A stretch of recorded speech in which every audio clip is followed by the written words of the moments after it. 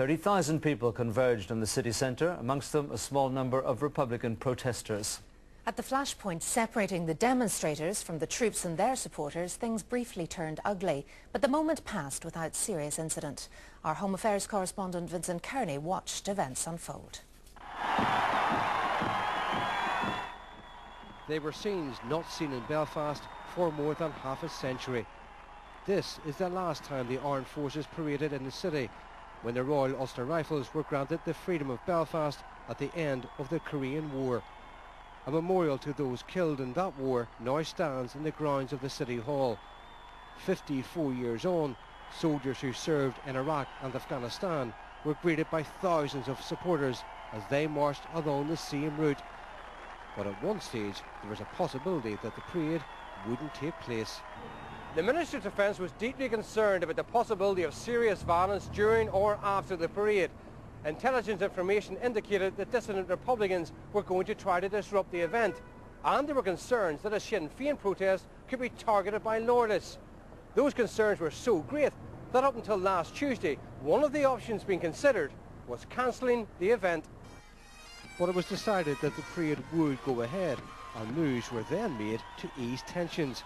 The army announced that soldiers would not carry weapons, and an RAF flypast was cancelled. Sinn Féin changed the route of its protest parade. Originally, protesters would have been in this area in front of the City Hall, right in the middle of thousands of loyalists and army supporters. The new route brought them to within metres of those supporting the troops, but away from the main body of the crowd. There was a brief skirmish between loyalists and the police, but it was over in a matter of minutes. And there was just one arrest during the entire event. It was remarkable the way that the political leaders and the respective parties embraced politics in the last few days to find resolution to a situation which could have produced conflict and division, and instead allowed tens of thousands of people to enjoy the homecoming of some very brave men and women, and at the same time to allow legitimate protest by those who have every right in a democratic society to protest, to conduct theirs. Those involved included senior Republican figures like Bobby Storey, who helped organise the protest. Sinn Féin said it opposed the parade because of the killing of civilians by the army in Northern Ireland, as well as Iraq and Afghanistan.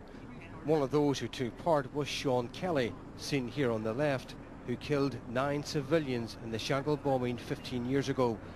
On the Loyalist side, UDA leader Jackie MacDonald was one of a number of senior paramilitary figures who attended the parade. Politicians were today relieved that the event passed without violence, but were as divided as ever. Well, I think Sinn Féin got it badly wrong at the start when they put in their initial route. They then withdrew that, they pulled back, and that was to be welcomed. It shows indeed, I think, that if people work at things, you can get an accommodation. But unfortunately, we've seen too much intransigence from Sinn Féin. We didn't want confrontation to be the focus. What we wanted the focus to be on was the British Ministry of Defence, and they made, I don't know if they made it through stupidity or whether it was a provocative move, but it was clearly insensitive to have the RIR walking through the situation, walking through Belfast in the political situation that we're in. As for those on parade, this father and son said they were delighted to be part of it. I've seen a couple of families there, a couple of boys that will get injured, and their families come out today to watch the parade, so it was nice to see them, and obviously the size of the support that come down was excellent. Excellent.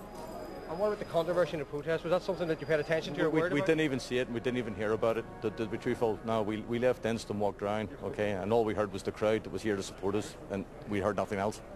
The army described the event as a huge success and said it respected the rights of those who had protested. Vincent Kearney, BBC Newsline.